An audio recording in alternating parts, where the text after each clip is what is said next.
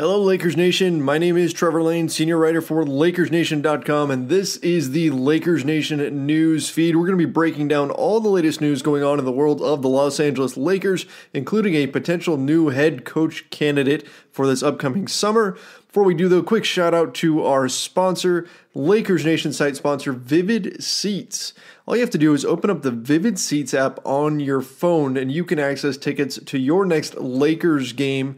Incredibly simple, and even better, if you punch in the promo code LakersNation in all caps, you will get 10% off tickets to your next game. Again, that's Vivid Seats. Use that promo code LakersNation. Tell them you came from us. Get 10% off tickets to your next game. So the Los Angeles Lakers defeated the Sacramento Kings, picking up a win, winning 111-106. For the Lakers, it was a nice showing. It was nice to see the Lakers actually get a win. They snapped a 5-game losing streak. LeBron James puts up a triple-double. Kyle Kuzma put up 29 points in this one. And finally looked like he was getting his shooting on track. Actually shot about 36% from 3, so we'll take that. Much needed from Kuzma. And JaVale McGee, 17 points, 14 rebounds, 5 blocks. I don't know what's gotten into him lately. It's like he's playing essentially like he was at the beginning of the season when he looked absolutely monstrous and made the Lakers look like geniuses for signing him to that 1-year veteran minimum deal. Hey, look, I know McGee has got to be thinking about himself personally, and it's only natural. He's thinking about the fact that he's going to be a free agent in about a month when the NBA season's over. Actually, a little bit less than a month now. He's going to be a free agent next summer, so he's got to look at that. He's got to look at his next contract, his next deal.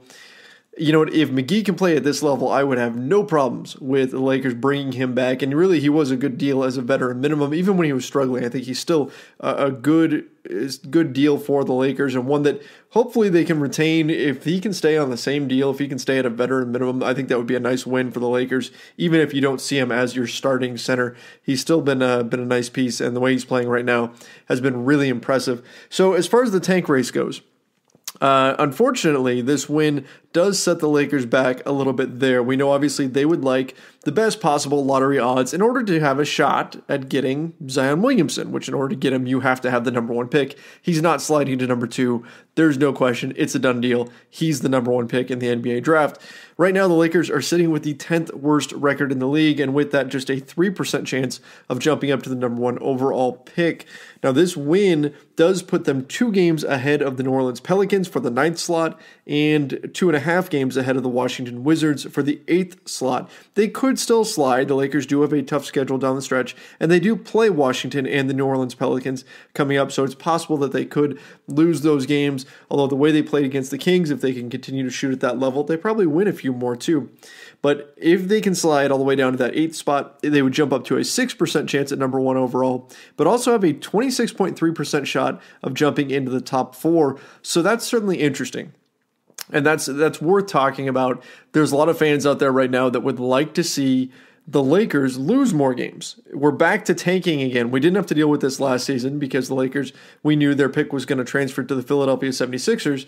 So we didn't have to deal with this whole tank culture last season, but the previous seasons, the ones before that, we saw Lakers fans not just hoping for a tank, but desperate to tank because we knew their pick was protected. They could potentially lose their draft pick and not even get one. That's not the case here. They're going to have their draft pick. We know that. Unless they trade it on draft night or anything like that, we know during the draft lottery, they will have their pick. Okay, no question. They're not at risk of losing it. They're going to have this selection, but the question is, where is it going to fall? And there are a lot of people that would like to see them lose a few more games so that they can get potentially an even higher pick, maybe jump into that top 4, or dare we dream, jump up to that number 1 slot. And there's certainly merit to that, but LeBron James said something after the win against the Sacramento Kings, and this is via Dave McMenamin of ESPN. He said, "When I'm on the floor, I've got to play the game no matter what our circumstances is, no matter how many minutes I'm on the floor. Through the basketball gods, I've always respected the basketball gods. If I'm on the floor, I've got to try to play as hard as I can or do something to affect the game and not cheat the game. So if I'm on the floor, if I'm in uniform, then I've got to try to make things happen." So LeBron's talking about the basketball gods and this notion that if you go out there and you tank on purpose, then the basketball gods are going to come back and get you, and you are not going to jump up in the lottery. You're not going to get what it is that you're thinking about, which, hey, if that was the case, then the Philadelphia 76ers wouldn't be in the current state they're in right now, where they're looking like a contender in the Eastern Conference because they tanked like crazy. They did everything they could to lose games. But you know what? LeBron, certainly a noble sentiment here, doesn't want to tank games on purpose, doesn't want to sit down, wants to make sure that whenever he's on the floor, he's giving 100% and he's doing everything he can to win basketball games, and that's certainly commendable. You think back to a few seasons ago when the Lakers were able to draft Lonzo Ball, the Phoenix Suns out-tanked the Lakers that season and actually dropped below the Lakers. But the Lakers wound up jumping up in the draft. They didn't take nearly as hard as the Suns did, and they actually were rewarded by the basketball gods, jumped up in the draft and wound up with that second overall pick, which meant they got to keep their pick, which they used on Lonzo Ball. If it didn't fall in the top 3, they were going to lose that draft pick. So you never know how this is going to play out. The lottery odds are much more flattened out than they used to be. The top 3 spots right now belonging to the Knicks, the Suns, and the Cavs, they only carry with it a 14% shot at the number 1 pick. They have flattened that out quite a bit to try to make tanking less appealing. So I'm not as worried about it this season.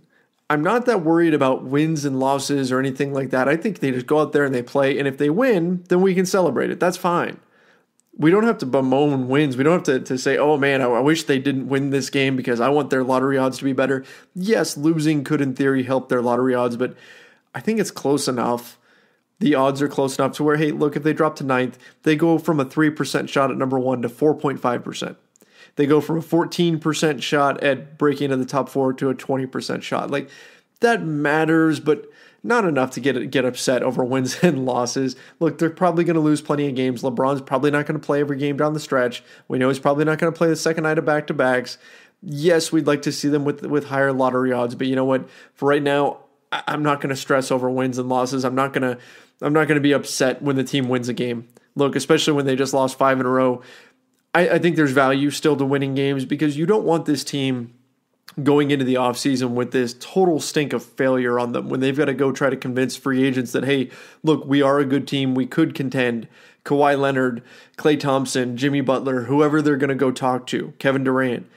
You want them to be able to go with a case that this is a group, that LeBron still has it, that Kyle Kuzma is a good player, that they've got these pieces in that can be interesting moving forward, that, hey, look, JaVale McGee was awesome, and now we're going to maybe bring him back in. You want to have that too. That matters. And so I think that it's important to play well and to win games. I think there's value in that, just as there's value in losing games and increasing your draft lottery odds. There's a silver lining no matter which way you're going to look at it. So I guess that's my main point here. The tank culture and everything like that, I don't think it applies so much to this season. I think good things are going to happen whether they win or lose. Okay, there's a silver lining you can take from either one. And so personally, I'm going to enjoy the wins. They've been few and far between this season. It was great to see them defeat the Sacramento Kings, especially a Kings team that's really been feeling their oats lately and has been feeling like they are a better team than the Lakers. Certainly record-wise, they are right now. But seeing the Lakers go out there and get a win over the Sacramento Kings, it just kind of felt like everything was right in the world. You know, seeing the Lakers beat the Kings, like that's how things are supposed to be. It's nice to let's get things back to normal, and hopefully next season the Lakers can get back into the playoffs. Now, one more news topic we need to get to before we call it a day here. Adrian Wojnarowski of ESPN reports that Jason Kidd will be among the serious candidates for the Lakers coaching job if Luke Walton is dismissed. Mark Spears of ESPN had reported that ex-Cal star and Hall of Famer Jason Kidd is expected to be a target for Cal with their newly opened head coaching job, but he is strongly interested in returning to the NBA as a head coach, and he's going to wait to see what opens up. So the vultures are circling. That's what's happening right here. The vultures are circling. Luke Walton is not dead. He is the coach of the Lakers. He is the coach for the rest of this season. He is still their coach. But the assumption out there is that he will not be the coach after the end of the season, that the Lakers are going to part ways with him. And here we have Jason Kidd, who is holding off, or at least rumored to be holding off on getting into discussions with Cal, his college, about the head coaching spot because he wants to wait to see what happens with the Lakers.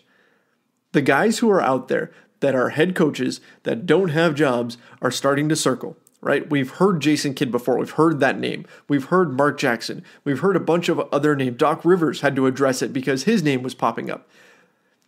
In some ways, you kind of feel bad for Luke. He is still coaching this team, and yet people are talking about him as though he is already gone. And you know what? I'll say this. Mark Jackson, Jason Kidd, nothing against them. They're great basketball minds and everything. I'm sure that if you were to sit down and talk basketball with them, they could wow you with their knowledge. They played the game at the very highest level, so I don't want to disrespect them or anything like that. These are guys who understand the game at a level that very, very, very few people ever will.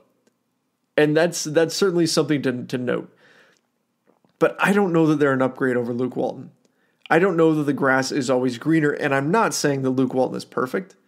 He's not. He's made plenty of mistakes this season, but he's also one of, if not the youngest head coaches in the league. So how are we making the argument that, hey, the Lakers are getting rid of their young players too often? We've been seeing this online like crazy, right? Ivica Zubac, and I'm not saying this is a wrong argument. Ivica Zubac, D'Angelo Russell, Julius Randle, these guys should all still be Lakers, right? People have been upset at the Lakers for getting rid of their young talent and not holding on to it. Well, doesn't the same argument exist for a young coach who we know has tremendous communication skills, who we know has been around some of the best and brightest in the NBA, who we know can coach defense at a high level when he's got the right players in there, when he's got players that can really work his system? The Lakers' defense was really, really good. Offensively is where he's really struggled, which was ironic because coming in, people thought that the Lakers, their offense was going to suddenly become just this beautiful thing because Walton was coming from the Golden State Warriors. Turns out when you don't have Steph Curry and Klay Thompson and Kevin Durant and Draymond Green and guys like that, offense tends to not look pretty. But nevertheless, the grass isn't always greener. That's the phrase I've been saying over and over again. I don't know that Jason Kidd would be a better fit. I know a lot of people online were responding saying they don't like the idea of going after Jason Kidd. But I'll also add this in. I don't want to question Woj's sources, right? We know Adrian Wojnarowski is the reporter god of the NBA right now, but it's always seemed like he's had more of an outside perspective of what's going on within the Lakers front office. Not saying that his source is not legitimate or anything like that, but just take it with a little bit of a grain of salt. And if it is true, maybe it's a sign that this is a step in the right direction for the Lakers front office. Not saying that Jason Kidd is the guy that they need to get. Maybe he is, maybe he isn't. Maybe you agree that Jason Kidd is the way to go. Personally, I don't know that he's an upgrade over Luke Walton. I can't say that. But the fact that they're looking at Jason Kidd, a guy who never played for the Lakers, hasn't been involved in the Lakers front office. We know Magic Johnson has respect for him. It's a point guard thing, right? That matters. Maybe they're looking at him as a Lonzo Ball whisperer, as a guy who can help develop him into a next great point guard. After all, Jason Kidd was the comp everybody had for Lonzo Ball coming out of UCLA. But the Lakers, if you look historically, look at what they've done. Look at just their last two coaches, Byron Scott and Luke Walton. Look at who they hired, right? Mitch Kupchak was their general manager. Jim Buss was running the front office. And look at who they brought in when they got rid of those guys.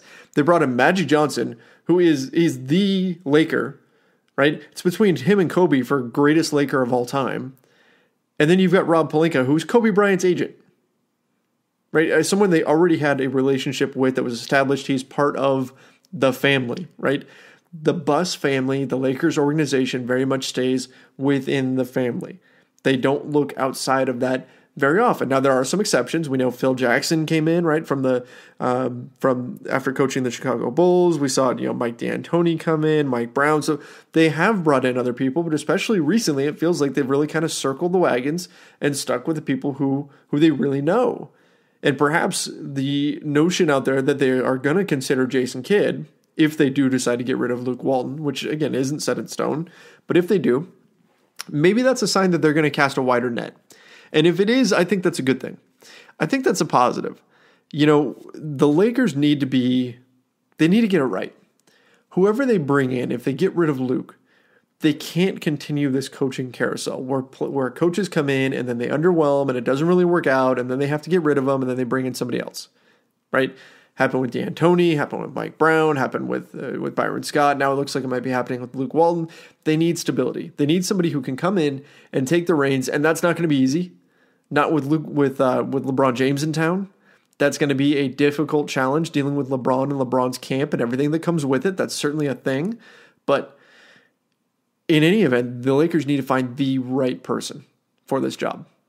And so I think with that in mind, it's going to be important that they cast a wide net and that they expand beyond just the Lakers tree, right? And they look further. So hopefully, if we can take anything out of this, it's a sign that perhaps the Lakers will indeed look further. If Luke Walton is also a dead man walking, if it's clear that he is not coming back, hopefully if they are starting to kick around names, they are going to look beyond just ex-players and people who have already been involved with the Lakers organization.